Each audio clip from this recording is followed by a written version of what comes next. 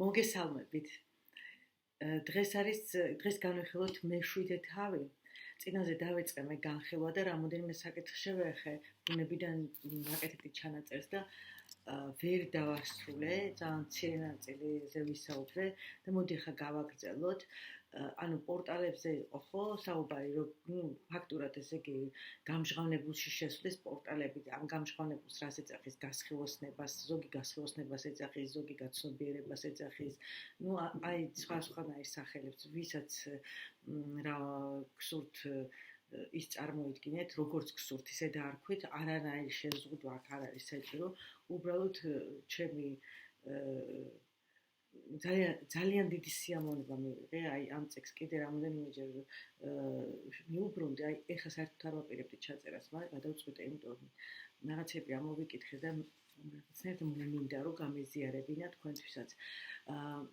და კიდე იმას მოусმინეთ, გოგოლაძეა გვარად ძალიან მაგარი ადამიანია, უმაგრესი და ფაქტურად იგივე საუბრობს, ადამიანი, რომელიც საკუთარ თავზე აქვს განცდილი და არ ვიცი, ესეთი ადამიანებიო თვითონ თქვა მე მოусმინე მას და თან არაერთხელ მოусმინე და იძახის რომ რამოდენიმე არისო საქართველოშიც და არ ვიცი მოგება ღმერთს რომ არის და ყოველთვის ესეთ მდგომარეობაში ვიქნებით წარმოგიდგენთ ახლა რა მოხდება სულ ყველა თუ არა ყოველ შემთხვევაში თან ისიც თქვა რომ 10%-იც რო იყოს ესეთი დედამიწაზე და სულ სხვანაირი ცხოვრება იქნებოდა და ეს ძალიან მაგარია მოკეთ კარგი დაუბრუნდეთ ნახეთ რა მისი ვიდეო ჩემ გვერდზეც მაქვს ატვირთული და ძალიან საინტერესოა ეხლა რაზეც უნდა ვისაუბროთ დაახლოებით ეგ მაგაზე ლაპარაკობს ეგ გასხივოსნებას ანუ ესე იგი პორტალებზე ვისაუბრეთ უკვე ვთქვით რომ მაინახეთ რამოდენიმე პორტალი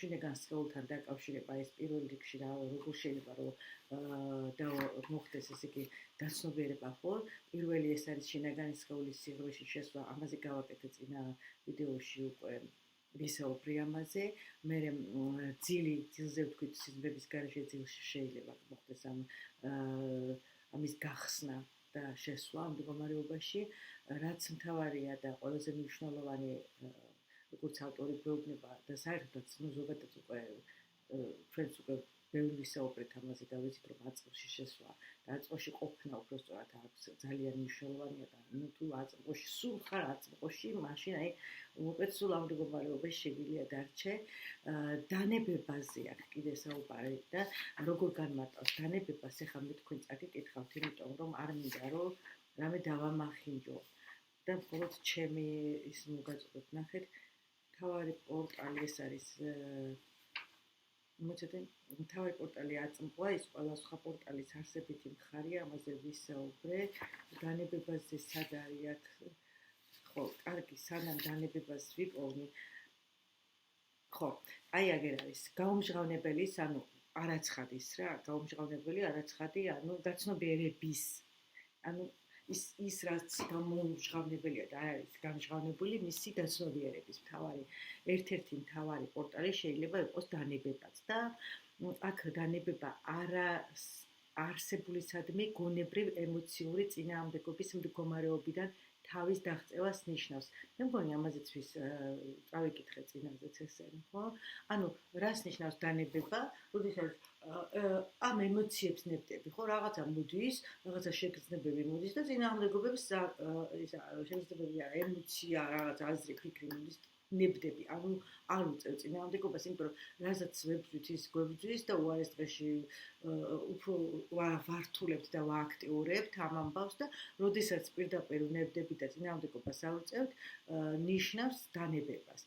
მიზეზი მარტივია, შინაგანი წინააღმდეგობა სხვა ადამიანებისგან, საკუთარი თავისგან, გარე სამყაროსგან განცალკევებით.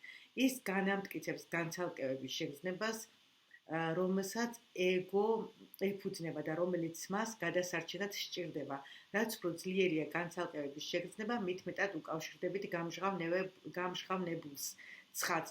ხო, ანუ ესე იგი აქ საუბარი არის არ უნდა გამოვეყოთ და არ ცალკე არ ვართო ხო სულ ამაზე არის საუბარი ახლა ესე ამაზე არის წიგში საუბარი რომ ჩვენ არ ვართ ცალკე ერთი ერთიანი ვართ, სამყაროსთან ერთიანი ვართ და არ უნდა გამოყო, ანუ შენი იდენტიფიცირება არ უნდა მოახდინო და თუ რაც უფრო ნახეთ როგორ გვეუბნება, რაც უფრო არქმე შენ თავს ცალკე გამოყოფ, მით უკვე არაცხადო მდგომარეობაში ვერ გადახვალ, ანუ გაუმჟღავნებელში ვერ შეხვალ, მაშინ უნდა იყო ასეთ ჩვეულებრივ გამჟღავნებულ მდგომარეობაშიო.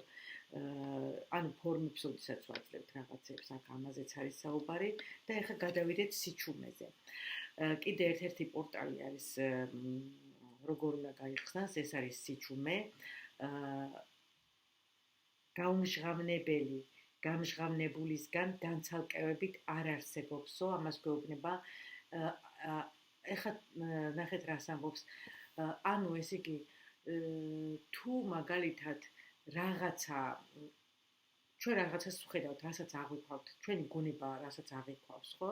ეს არის გამჟღავნებული. რასაც ვხედავთ და რასაც ვაძლევთ ფორმას და სახელს და გაუმჟღავნებელი არის, რასაც ვერ ვხედავთ, მაგრამ შეგრძნების დონეზე შეგვიძლია, რომ შევიგრძნოთ. და აქ გვეუბნება, რომ თუ ჩვენ ეს ცხადი რაც არის და რასაც ვხედავთ, ის არ იქნება თავისთავად, ის გაუმჟღავნებელიც არ გვეცოდინება. როგორც სივრცეზე აქ მე საუბარი, ხო? სივრცე საერთო ერთიანი ველი, ანუ საერთო ჩვენ როდესაც რაღაცებს სახელებს ვარქმევთო, აქ არის აღწერილი კარგად. აი მაგალითად ეს არის რვეული, ეს არის წიგნი ან ფანქარი ან რაღაცა. ხედავთ რომ არის ეს ფანქარი და დავარქვით სახელი. ეს არის გამჟღავნებული, მაგრამ ყველგან, აი ამ ყველგან მის გარშემო, ანუ ჩვენ სადაც ვიმყოფებით, ეს არის სივრცე, რომელიც გაუმჟღავნებელია. და ჩვენ თუ ამას ვერ დავინახავთ, აი ამას სივრცეში, მაშინ სივრცეს ვერ ვიქვავთ.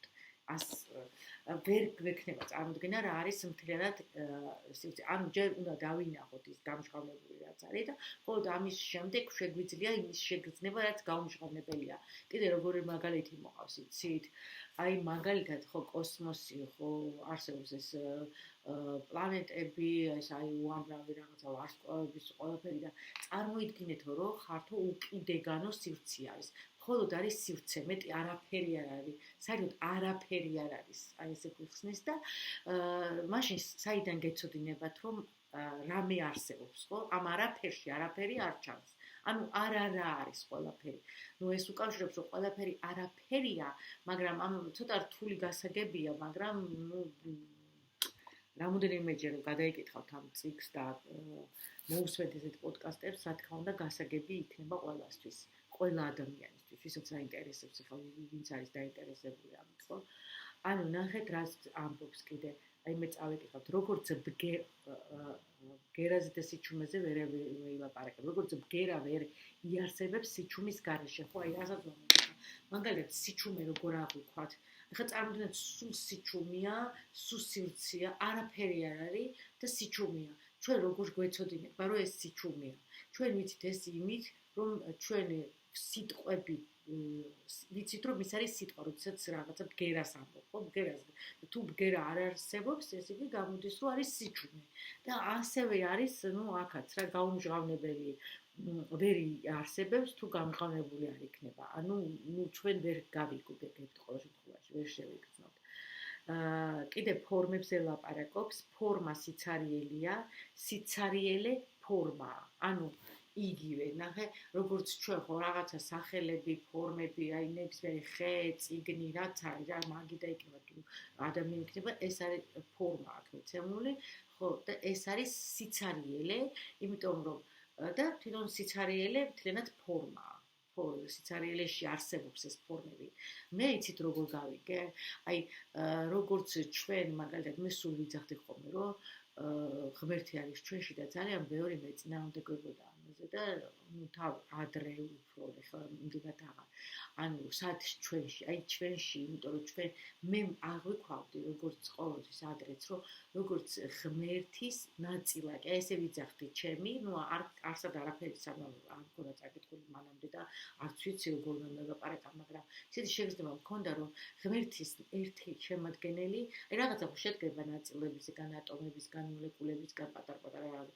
აი მე ყოველთვის ვთვლიდი, რომ მე ვიყავი ღმერთის ერთი ესეთი პატარა რაღაცა ძალიან პატარა მოლეკულა ან ატომი ან რაღაც მსგავსი, მაგრამ ამავდროულად ვთვლიდი, რომ ეს ძალიან მნიშვნელოვანი იყო მისთვის, იმიტომ რომ თუ ახლა მოლეკულები არ იქნება, თუ რაღაცა მაშინ სიცოცხლეს დაკარგავს, თუ თავისი შემადგენლობა არ იქნება ყველაფერს და ასევე ვთვლით, ახლა ღმერთი ხო არ მინახავს ადრე მაგალითად სხვანაირი განმარტებები იყო და ჩემს ახალგაზრდობაში სხვანაირად საუბრობდნენ, ახლა სხვანაირად რა რელიგიურად, რა ყოველთვის რელიგია, რასაც გვეტყოდა, იმის მივდებით და იმას უსმენდით და გვჯეროდა, მაგრამ ყოველთვის გრძნობდი იმას, რომ მე რაღაცა უფრო მეტი ვიყავი, ვიდრე აი აქ მოსული რაღაცა სული, რომელიც იცხოვებდა, მე გარდაიცვლება, მე რა ვიცი, 160-ში მოხდება ამ ჯოჯოხეთში, ზოგს მაგისეც არ ჯეროდა კიდე მაშინ და დიდი პერიოდში გავიზარდე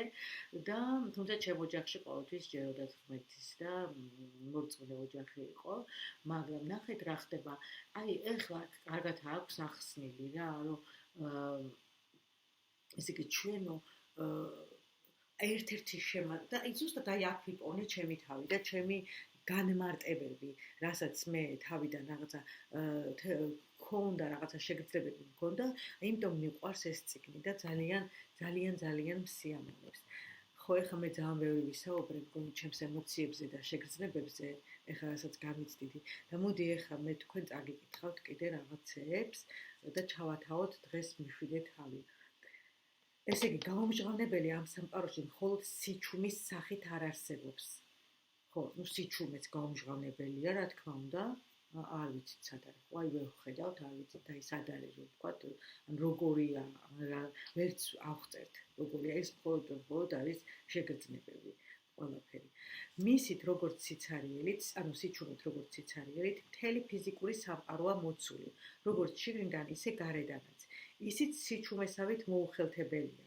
ჩვენს ყურადღებას ამ სიცარიელში არსებული საგნები იპყრობს, მაგრამ ვინ აქცევს ყურადღებას თავად მას? ესე იგი, ვინ აქცევს? ისევ, ანუ ჩვენ თუ ჩვენ თავს ხო ვისაუბრეთ იმაზე, რომ ჩვენ ვაკვირდებით ჩვენს ემოციებს, შეგრძნებებს და აი აქაც იგივე ხო სივრცეში ხო საგნებს, ვინ არის ის, ვინც ამჩნევს ამ ყველაფერს და სიცარიელესაც ვინ ამჩნევსო. როგორც მივხვდი, ამბობთ, რომ სიცარიელე, ანუ არაფერი, ეს შეკითხვა უკვე, არაფერი არ არის და რომ ის იდუმალებითაა მოცული. რა არის ეს არაფერი? ესეც შეკითხვა საინტერესოა. საკითხის ასე დასმა არ შეიძლება. თქვენი გონება ცდილობს არაფერი რაღაცად აქციოს. ხო, არ შეიძლება. ეს უკვე გონების მიღმა ვერ ახსნი და არ უნდა აქციო არაფერი რაღაცად. და პირდაპირ ამბობს, როგორც კი მას რაღაცად აქცევთ, ის მოუხელთებელი გახდება. არაფერი სიცარიელე არაცხადის გამოხატულებაა გარეგანი ფენომენის სახით. ფორმით შემოსილი მოვლენაა გრძნობად სამყაროში. ამაზე სხვას ვერაფერს გეტყვით. ძალიან საინტერესოა, ხო? არაფერი გაუმჟღავნებელში შესაღწევ პორტალად მხოლოდ მაშინ იქცევა, თუ მასზე ხელის ჩავლებას და მის გაგებას არ შეეცდებით. ანუ არ გვინდა რა ფიქრი, გონება, არ უნდა ჩავთოთ აზრი, არა ამას მნიშვნელობა, მაინც გონება მაგას ვერ წუდება, ვერ ჩაწუდება გონება. ჩვენ ახლა ამას ვაკეთებთ, ეკითხება. არა, მე მხოლოდ მინიშნებებს გაძლევთ იმისთვის, რომ გაჩვენოთ, როგორ შემოიყვანოთ გაუმჟღავნებლის განზომილება, არაცხადის განზომილებაზეა ლაპარაკი. თქვენს ცხოვრებაში.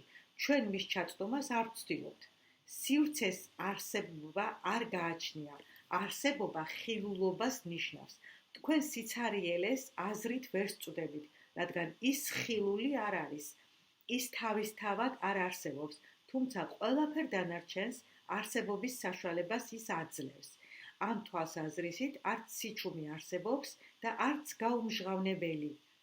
რა მოხდება, თუ ყურადღებას ცარიელ სივრცეში არსებულ საგნებს მოსწყვეტთ და სიცარიელეს შეიცნობთ?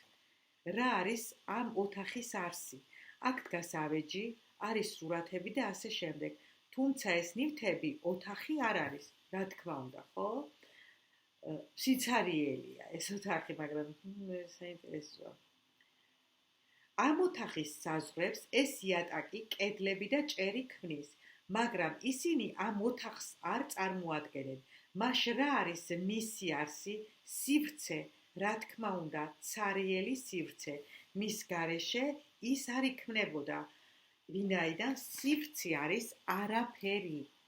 ალბათ უნდა ვთქვათ, რომ უფრო მნიშვნელოვანია ის, რაც აქ არ არის, ვიდრე ის, რაც არის. შეიცანეთ სივრცე, რომელიც გარს გაკრავთ, ნუ იფიქრებთ მასზე, შეიგრძენით ისეთად, როგორიც არის. ყურადღება არაფერზე მოიკრიბეთ. აი ზუსტად ეს აქვს ალექსი გოგოლაძეს ძალიან მაგარი ადამიანი. აი რა ვიცი რა, დასწავლად მოусმინეთ რა ძალიან გხოთ თუ გაინტერესებთ. ნახეთ და დამიზიარეთ მე აზრი. თუმცა კომენტარები ვერ ჩაუხდეთ ჩემს ვიდეოებს, მაგრამ იმედია გამოვასწორებ. ჭირდება სპეციალისტი, ვინც დამეხმარება ამ საქმეში და ველოდები ალბათ ამ დღეებში თუ არა იქითა კვირაში მაინც. ხო, ფიქრსა და სივრცის ან სიჩუმის ერთდროულად გაცნობიერებას ვერ შეძლებთ. ანუ, ხო, თუ ეხა ფიქრი არის ჩართული, თუ არ ხართ ესე იგი გაცნობიერებულ მდგომარეობაში და ვიცით ხო გაცნობიერებული მდგომარეობა რა არის და როცა ფიქრი გაჩერებული ამ მდგომარეობაში, ფიქრს თუ როცა აჩერებს ადამიანი და მაშინ გრძნობს სიცარიელეს. და ეს სიცარიელი არის თან რომ გავსებს ისეთი სიცარიელე. ანუ სიჩუმესაც მაშინ გრძნობს. ანუ მე მგონი ცოტა ჩავხლართე, მაგრამ მაინც გასაგებია. ეხლა ეს იგი სიჩუმე ბგერის გარშემო არ არსებობს და სიცარიელე არ არსებობს აი ფორმების გარეშე. მე რამდენად კარგად გადმოვიცი არ ვიცი, მაგრამ აი ესე. ეხლა რაზე გადავდივართ? სივრცის და დროის ჭეშმარიტი ბუნება. მოდი ახლა ასეთი რამ დავუშვათ. სიჩუმის გარდა სხვა არაფერი არსებობს. ასეთ შემთხვევაში ის თქვენთვის არ იარსებებდა, არ გეცოდინებოდათ, რა არის ის. სიჩუმე მაშინ იწყებს არსებობას, როცა ჩნდება ბგერა. ხო, ამაზე კი ვისაუბრებ, მაგრამ წავიკითხოთ. ასევეა სივრცის შემთხვევაშიც, რომ არსებობდეს მხოლოდ სივრცე საგნების გარეშე, ის თქვენთვის არ იარსებებდა. წარმოიდგინეთ, რომ თქვენი ცნობიერი დატივტივებს უზარმაზარ სივრცეში, სადაც არც ვარსკვლავებია, არც galaktikები, არაფერი არ არის სიცარიელის გარდა. ეს სამყარო უზარმაზარი აღარ იქნებოდა. საერთოდ არ იქნებოდა. არ იქნებოდა არც სიჩქარე და არც მოძრაობა წერტილებს შორის. მანძილისა და სივრცის არსებობისთვის მინიმუმ 2 ათვლის წერტილია საჭირო. სივრცე არსებობას მაშინ იწყებს, როცა 1 ხდება მეორე, 2 გახდება, ანუ მრავლდება, ხო? და მერე ის 2 ათასობით რამედ იქცევა. როგორც ლაოძი ამბობს გამჟღავნებულ სამყაროზე, სივრცე სულ უფრო მეტად უზარმაზარი ხდება, ასე რომ სამყარო და სივრცე ერთდროულად ჩნდება. სივრცის გარეშე ვერაფერი იარსებებს, თუმცა თავად სივრცე არაფერია. სანამ სამყარო არსებობას დაიწყებდა, გნებავთ ასე ვთქვათ, სანამ დიდი აფეთქება მოხდებოდა, არ არსებობდა შევსების მომლოდინე უზარმაზარი ცარიელი სივრცე. სივრცე არ არსებობდა, რადგან არაფერი არსებობდა მხოლოდ გაუმჟღავნებელი. არსებობდა მხოლოდ 1, მაგრამ მერე, როდესაც ის 1 10,000-ობით რამედ იქცა, გაჩნდა სივრცე, რომელმაც ამ ყველაფერს არსებობის საშუალება მისცა.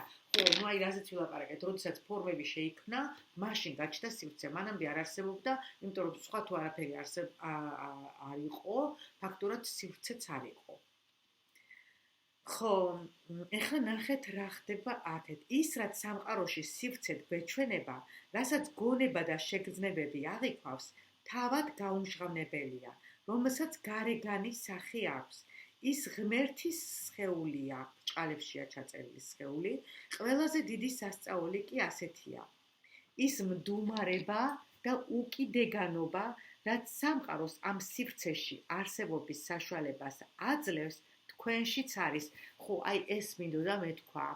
ჩვენში არის აუცილებლად, აი წეგან ხო თქვი ღმერთს გრძნობდი ყოველთვის, რომ ჩემში იყო, თუმცა გაუგებარი იყო, ახსნით ვერ გადმოვცემდი, არ მყოფნი რამდენი ლექსიკონიც აი ადრე მით უმეტეს და ცოტა ისეთია ხო, აი რაღაც შეგრძნებებზე დამყარებული წვენა არის და შეგრძნება წვენა დამყარებულია, ჩემი წვენა პირადად ჩემ შეგრძნებებზეა დამყარებული, იმიტომ რომ რამდენადაც შემიძლია სხეულს დავაკვირდე და ვისწავლე ჩემი სხეულის თან ურთიერთობა, თუმცა არა დიდი ხნის წინ ეს ძალიან დიდი ხანი არის, რაც სხეულთან ურთიერთობა და სხეულის შესწავლა ანუ შევისწავლე ჩემი სხეული, აი მაშინ უფრო კარგად მივხვდი, რომ ის რწმენა, რომელიც ჩემშია, ხო?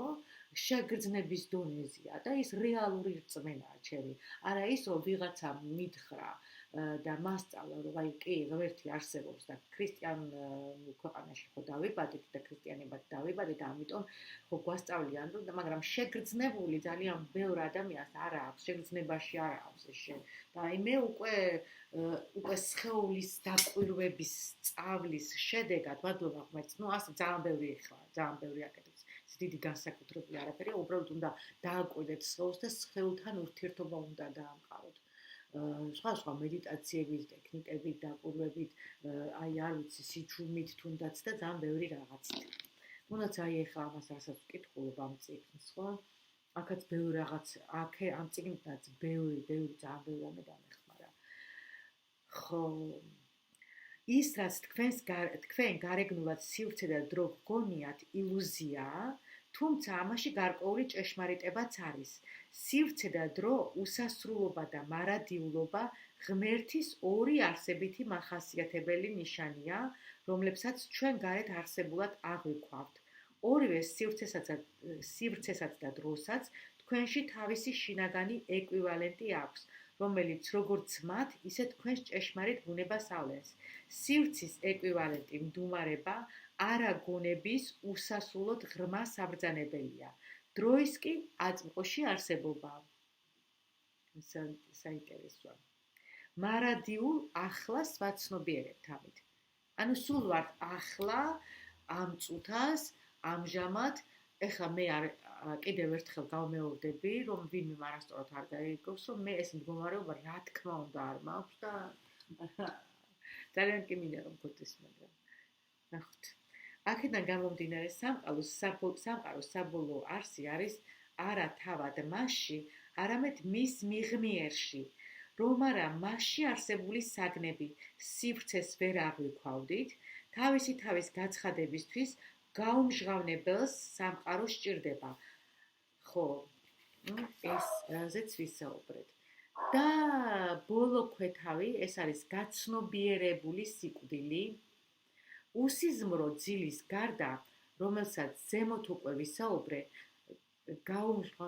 გაუმჟღავნებელში შეღწევის სხვა უბნებლიე პორტალიც არსებობს. ხო, ანუ კიდე ესე იგი ერთ-ერთი პორტალი არის სიკვდილიო, ანუ სიკვდილს მე ვერ გაცნობიერებული სიკვდილი წერია, მაგრამ აი კიდე აქ არის რომ აი რაღაცა პატარა ის ჩემეულის მინდა რომ შევიტანო, სიკვდილი არ მიყვარს ეს სიტყვა, ვერ აღვიქვა რაღაცა სიკვდილი მკვდარი რაღაცა, რა ვიცი, ცოტა ცუდად ასოცირდება. ანუ გარდაცვალებას დავარქმევდი, ჩემი ისო გავაკეთო, ანუ გაცნობიერებული გადასვლა, ხო, აქედან წასვლა, ანუ იქითა სამყაროში. ესეც ერთ-ერთი ეს არის გაუმჟღავნებელში შესვლის შეღწევის პორტალი ყოფილა. საინტერესოა რა. და აი მაგალითად ეს საიდან არის ხა, საიდან მოყავს ამას ტოლეს არგუმენტები. ადამიანები ხო არიან, რომ თითქმის უკვე გასულები არიან ამ ქვეყნიდან, ანუ გარდაცვლილები და მე თითქოს უკან დაბრუნდნენ. სინამდვილეში ეთყობა ისინი არ გარდაცვლენ ჩემი აზრით, იმიტომ რომ როცა ადამიანი გარდაიცვლება, ახლა ის ჯერ ეს გავსი ანუ რომ აქ უკან გამობრუნებული იყო იქ რაღაცა სამედიცინო ენაზე რო ვთქვა, რაღაცა იყო, რაღაცა მაინც მის ორგანიზმში მუშაობდა. ასე ხან ვერ გამოცოცხლდებოდა ალბათ, არ ვიცი. თორე სინამდვილეში ისე რომ ვთქვა, ყველაფერი შეიძლება მოხდეს, უკვე არაფერს აღარ გამოვრიცხავ და ყველაფერი დასაჯერებელი შეიძლება იყოს. მაგრამ აი ვინც უკვე წასული იყო ესეთი წიგნებიც არსებობს, ვიდეოებიც არის, შეგიძლიათ მივიწიოთ ინტერნეტში, გასული იყო რამოდენიმე ხნით, დღეები, კვირები, თვეები, ზოგი წლებიც კი და მე დაბრუნდნენ და ნუ აი ეს პორტალი და ყველა ერთ-ეგივეს ამბობს, რომ იყო დიდი განათება, იყო გვირაბი, რაღაცა კარები, შესასვლელი და ნუ მსგავსი თემები, აი ესეც ყოფილა ერთ-ერთი და სხვათა შორის იქიდან დაბრუნებულებს ძალიან ბევრი ამე გახსნიათ, ხო, ახლოს არიან უფრო მიაგნეს თავი, ჭეშმარიტ მეს, რასაც ეძახიან ნამდვილ მეს, ან მაგალითად იქ რაღაცა მესამე თვალი გაეხსნათ, ხო, ყოფილა. ესეც არის ერთგვარი კარი იმისთვის, რომ ადამიანში მოხდეს გაცნობიერება. ესე იგი, გამოდის, ხო, მოახლოებული სიკვდილი და თავად სიკვდილი ფიზიკური ფორმის დაშლა, სულიერი რეალიზაციის უდიდესი საშუალებაა. სამწუხაროა, რომ ამ შესაძლებლობას ხელიდან ვუშვებთ, რადგან იმ კულტურამ, რომელშიც ჩვენ ვცხოვრობთ, სიკვდილის შესახებ არაფერი იცის. მან არაფერი იცის იმაზე, რაც ნამდვილად მნიშვნელოვანია. ყოველი პორტალი სიკვდილის ყალბი მეს, აი ყალბი მე რაც არის, სიკვდილის კარია. ანუ როგორ ამბობს, იცით, ეხლა რაღაცნაირად არის ნათარგმნი არანაირი წინამდებობა ის პროტესტი არ მაქვს თარგმანზე უბრალოდ. ანუ ამ პორტალში შესვლა ყოველთვის არის როდესაც ხდება ამ დროს ადამიანში ყალბი მეები ბევრი რაც გვაქვს, აი ის კვდება, ის ყალბი მეს სიკვდილს უდრის. სამწუხაროა, რომ ხო, არა, უკან დავბრუნდი. მასში შესვლის შემდეგ, პორტალში შესვლის შემდეგ, თქვენს იდენტობას ფსიქოლოგიური გონების მიერ შექმნილი ფორმა აღარ ქმნის. ხვდებით, რომ სიკვდილი ილუზიაა? ისეთივე ილუზია, როგორიც ფორმასთან თქვენი გაიგივება იყო. ამ ილუზიის დასასრული, აი ეს არის სიკვდილი. მე რასაც გარდაცვალებას ვეძახი. აქ არის სიკვდილით აქვს ამას. ტკივნეულია, მაგრამ მხოლოდ მანამ, სანამ ამ ილუზიას ებღაუჯებით. ანუ თუ ჩვენ ჩავთვლით, ანუ ამას ჩავთვლით არა, შევიგრძნობთ, აზრით ძნელია, რომ ყველაფერი ილუზია, რასაც გვიმტკიცებენ და ანუ აგერ არის ადამიანი, ცოცხალი ადამიანები არიან, ვინც ამ მდგომარეობაში იმყოფება და ეს ახმებებს, თუ ეს ყველაფერი ილუზია, გამოდის, რომ ჩვენი სიკვდილიც, ანუ ეგრეთ წოდებული რომ მიდის ფიზიკური სხეული კვდება, აი ესაც ყოფილა ილუზია. და საერთოდაც მე მგონი აი არ ვიცი რა გითხრათ, მეგობრებო, ძალიან საინტერესოა. შემდეგში გავაგრძელებ უკვე მერვე თავს, ეხლა დავამთავრებ ამით, იმიტომ რომ საკმაოდ ისეთი გასააზრებელი რაღაცებია. და მერე ნახეთ უკვე წერია გასხივოსნებული ურთიერთობებზია, უკვე საუბარი და დაგემშვიდობებით, ალბათ წარმატებებს გისურვებთ და შემდეგ შეხვედრამდე.